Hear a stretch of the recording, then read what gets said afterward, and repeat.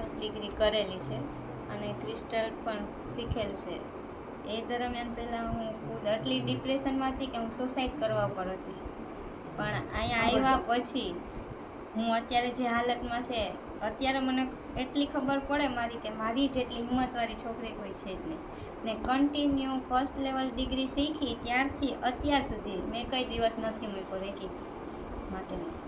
ને ક્રિસ્ટલ શીખ્યા પછી મારી લાઈફમાં અણધાર્યા બનાવ બન્યા કે જે સંભવ જ નથી. મારી લાઈફ કે શક્ય જ નથી એ વસ્તુ હવે થઈ.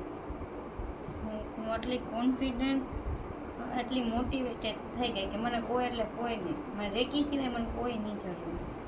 મને નથી બીમારી, જ્યારથી મેં રેકી શીખ્યું નથી બીમારી લાગુ પડી. મેં કોઈથી દવા નથી લીધી અત્યાર સુધી. મને કંઈ દુઃખ હોય તો મને દુઃખ અસર થતું પણ નથી, ટેન્શન નહીં. હું ખુશ અને હજી સુધી ખુશ જ રહી.